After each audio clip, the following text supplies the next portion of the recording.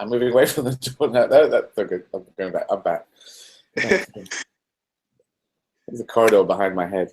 Eddie Izzard, you co-star in Victoria and Abdul as Bertie, the Prince of Wales, who would go on to become king after his mother, Queen Victoria's death. How familiar were you with him and his history, in particular of his character, before you got the opportunity to play him? Before I got asked if I'd like to do this film, which is a wonderful thing to be asked by Stephen Frears. Crikey. I was a kid who was a financial management, so this is a nice place to be, in the Judi Dench film as well. But I knew I'm a big history nut because I have a theory, which I'm going to lay on you, which is history plus the change in society multiplied by the change in technology equals the future. By that I mean, if you study history and you look at the repeats of humanity, because we're the same human brains, these brains haven't moved in 10,000 years of say, civilization from old Stone Age to now. We keep doing the same things, keep being a warlord / monarchy / killer / drug baron. That keeps happening. Also, the great people, Jesus or a Muhammad or a Nelson Mandela or Gandhi, they keep turning up as well, and women as well probably got pushed out of history. But if you look at the repeats and you factor in how society moves forward, more human rights, and then you put on top of that how technology makes things jump forward, then you can probably estimate the future, which right now I don't know. It's not, my prognosis is not brilliant. But in this, Edward VII, I knew that he was a king, a large man, a brighter man than his mother, Victoria. Brighter in the sense of he made things colorful. She just wore widow's weeds for 40 years. She was in mourning for 40 years, which is an insane thing to do. But technically got her out of doing things. Didn't have to open this and go there and do this because I'm mourning my husband. But he was also known as Dirty Bertie. If you Google it up, there is a chair made for him to have sex on with other people because he got, I think, too big. And if you look at the chair online, you go, I don't know where everyone goes on this chair. Is it 2 or 3? But I think it's a 2-person chair. But it just looks like, it looks a bit like the Time Machine in the film The Time Machine back in the the early '60s film. It just looks a bit like that. So I just knew he was that. And this story, I had no idea about him. It's understandable. He was brought up bad, but this is a very long answer to your one single question. But so I will shut up in just a second. But yeah, he was brought up badly by his mother. He was brought. They were very distant relationship between him and his mother and his father. They were kind of like headmaster and headmistress of a school. That was the kind of relationship for the children. So he was off the rails anyway. But he just wanted his mother to pass away, and then he could be king. And Abdul Karim turned up and probably gave her an extra 10 years of life. So I didn't know that story, but it was great to get my teeth stuck into. Yeah, and Bertie doesn't come off as the most sympathetic, of course, in this film. So was that thinking about his upbringing and thinking about coming up under Queen Victoria, who lived for so long, and he wasn't able to be king until very late. Did that help you sympathize with him and kind of understand his perspective and his mindset going into this? Yeah, I could definitely understand him. This is what I wanted to get in the research. Why was he in this way? And Jane Ripley did a great biography, and it was that childhood, particularly up to the point where his father died. Now Victoria blamed him for the death of his father. So I needed to know this stuff. He saw his mother 15 minutes in the morning, 15 minutes in the evening. That's not a mother-child relationship. He was not allowed to mix with any other kids, definitely any other boys, I think any other girls, maybe his sisters occasionally, but no other children brought in. He was taught by one-on-one with a tutor. Bad way to bring up a kid. One tutor made a connection with him. They started joking around, having fun. Life became a bit more interesting. That teacher was sent off to another place. So he was already off the rails by teenage years. He discovered sex. He went on one of these military maneuvers. That's what monarchy do. They go and do military stuff, and then they can be a colonel. And it's a little bit odd because they're not really doing anything military. But on one of these, he was shacked up. They found that there was a lady of the town who was very accommodating, and he had sex with her for 3 nights in a row. And this got around the town, got back to London. The father, Albert, comes out to read in the Riot Act. This German man, you're going to be, king of England. This is the first generation of our family. He would get about 4 hours in the countryside on a blustery day. He got typhoid fever and died 2 weeks later.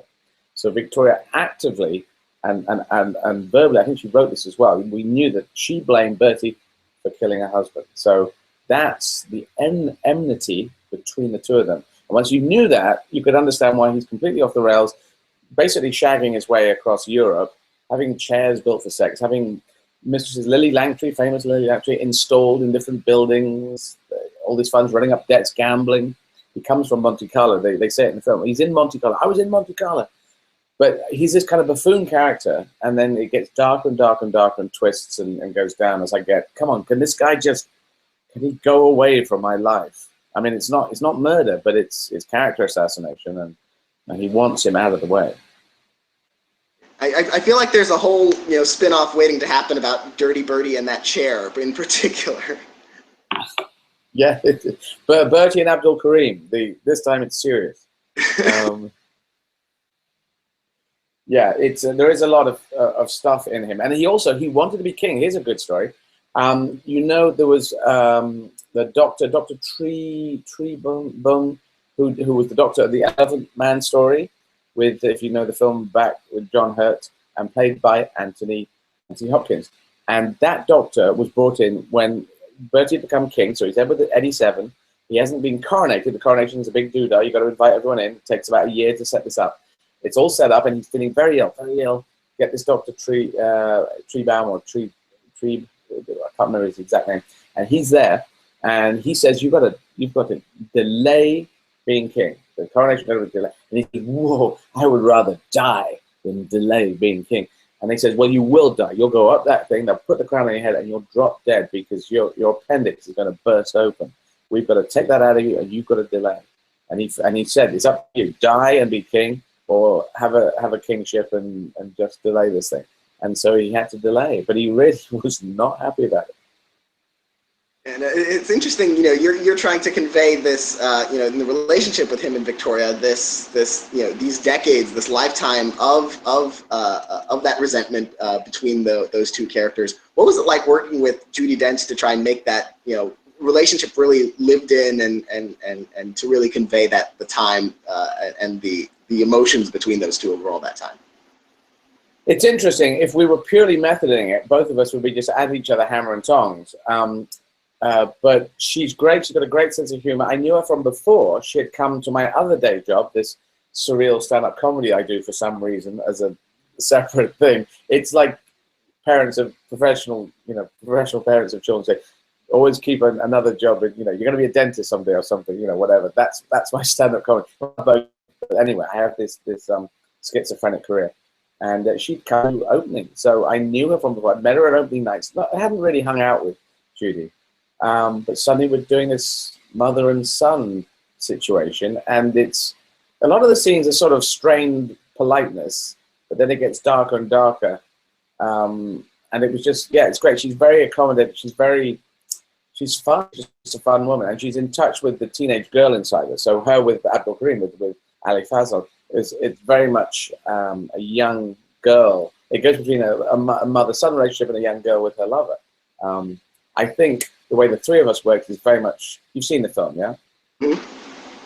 Yeah, the scene, we're going to Florence on the train, and Karim has pulled the emergency stop cord, and she's saying, it's okay, it's fine. And suddenly, boom, I'm coming through this scene like a weird train going, I don't know, he's got his own bathroom. I'm 55. And hardly listening to what Mum's saying, just smashing through her. It's more like brother-sister than mother-son. That's what I worked out. But Judi was just fine. She's not going to give you any side. I have worked with some people who have, really fought you on it. And Judi isn't like that. She's so relaxed within her talent that she just plays Victoria and sits inside that. And I love doing that. So, yeah, I would all over again if I had to, and I don't have to, so it's okay. What are the challenges in particular to playing a well-known historical figure like Bertie compared to a fictional character that played? That is a good point. Well, I do wish to be consistent to history. having said that, you have a script that drives you in a certain way, and I was definitely in combat, in not in mortal combat, not in physical combat, but in mental combat with this Abdul Karim guy. I should have been able to just squash it. I'm a Prince of Wales. I'm going to be king. This is some servant guy, but because he's got mum's protection, I can't get at him. It's really tricky, and I wanted that to be in there. But there's this thing that in Jane Ripley's autobiography that said that Bertie had been in India, and he'd said a lot of the soldiers here, a lot of the British people are being negative, probably using negative words in that racial epithet type way about Indian people, and he says that's wrong. Now that was documented one time, okay, but I'm sure. His relationship with Abdul Karim is not even necessarily racist. It's just it doesn't matter what skin color is. He could be brown, black, blue, yellow. He could be a spotted person. He was in the bloody way, and this guy has got to go. And as soon as it finished, you see the scene where he burns everything, which happened. And somebody said I was going on like Darth Vader in that scene, which wasn't the plan, but I can see where they're coming from. But apparently when Abdul Karim died, about 10 years later, Bertie sent people out to the house. They're in mourning in India, and he sent people to raid the house to find more keepsakes, more evidence, and burn it. So he was going for a third time, but the Viceroy of India said, this is getting political now, we can't do this. So yeah, this guy seriously wanted him out, and he got all the love. He got all the love of the mother. They just didn't. On the death scene of Victoria, I wanted to show that was a connection that happened. That is historically true. She called out for them when and that whole scene happened. We don't know quite what they said, but a scene like that, as we see in the film. But then she did call out for Bertie, which we didn't film, and they maybe had half an hour connection out of a 60-year life. I think it was about 60, 61 at that time. Over 60 years, half an hour where you really feel something for each other, that probably thought about the wasted emotion that could have been between them, and then she's gone. So I wanted to show that. And that's the locking down the third dimension. Otherwise, he's mainly just hammering into Mother and hammering into Abdul Karim. Now, it's interesting, the way the film approaches colonialism in a sense. I mean, Victoria was becoming very sympathetic to certainly Abdul and very interested in Indian and Muslim culture. But of course, India didn't gain its independence until decades after both of them had died. And of course, Bertie, when he became king, did his best to erase Abdul from history entirely. So do you think Abdul's influence was kind of just restricted to his relationship with Victoria, or did maybe have ripple effects through history, and maybe that we're continuing to feel? I don't think. I think the historical ripples of this is, if you take love across a great divide, and shows quite clearly that through all that layers of bullshit of class and monarchy and aristocracy on this side, and then the caste system that exists in India and that still hangs around, and then the difference, and then the skin color and whatever. We're just human beings. Everyone's human being. Anyone can love anyone else. Very keen story with the president in America, with the Brexit thing going on. There's negativity, Korea, what he just said in the UN, all that stuff kicking off. This is our key century, 21st century. We make it work for all 7 billion people on this planet, or I don't think we're going to make it. That's how key it is, and that is the ripple in history, I think. But I think at the time, and as you said, Victoria dies in 1901. He dies, was it 1909, 1910, about 8 years later, and then they had to fight like crazy until Gandhi was doing all this non-aggression, was it passive resistance? Until all that happened, and a world war, and a Labour government getting in. Because if Churchill had got back in, he probably wouldn't have let it happen. Whereas Attlee got in as the Labour head of the government and said, okay, that's happening. Yeah, it seems that it didn't really affect. But I am interested that she wrote 13 volumes of Urdu.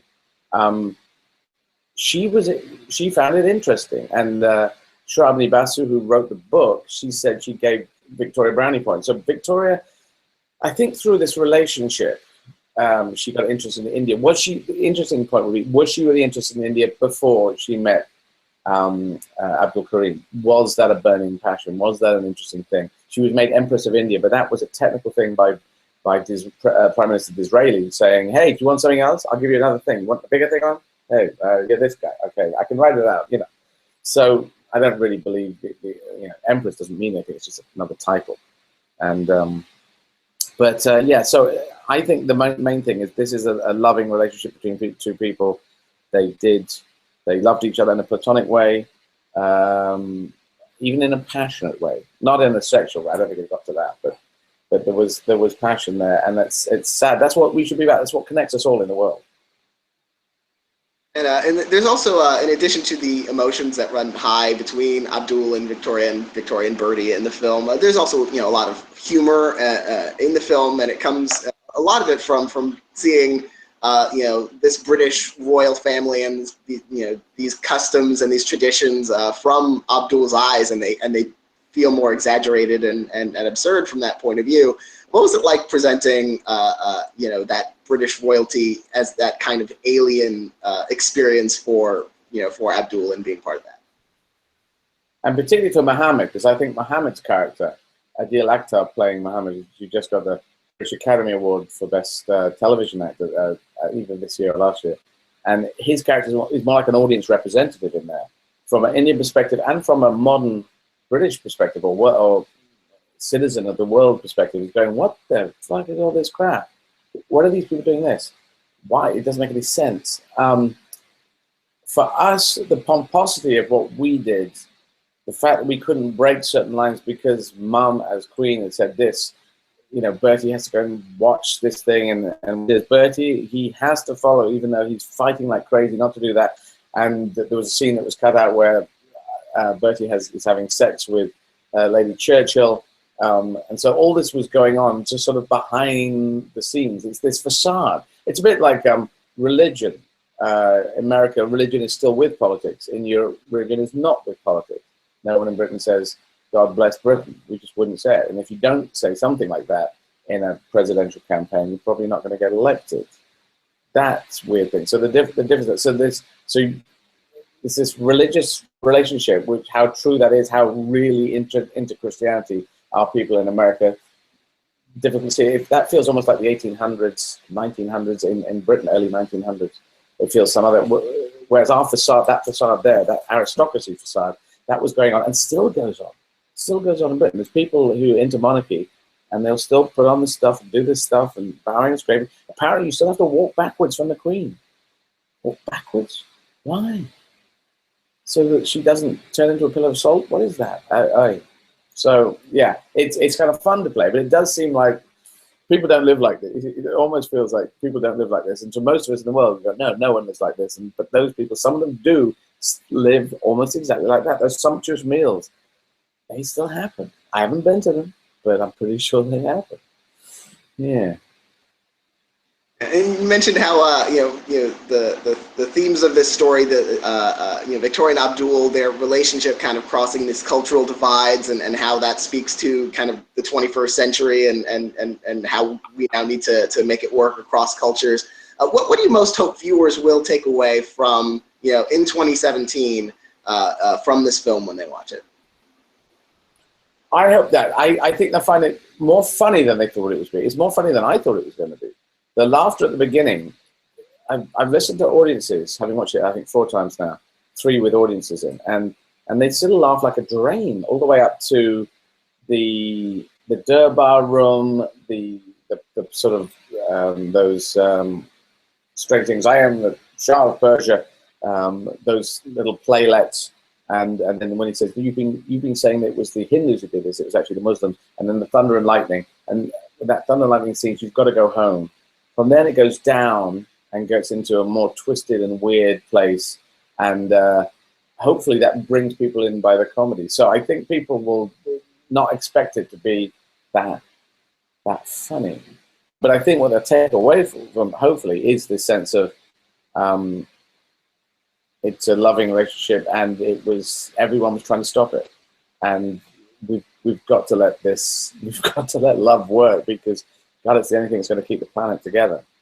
So I hope they'll take that home with them and just enjoy the ride. And it is quite an amazing viewpoint, and it's been suppressed for over 100 years.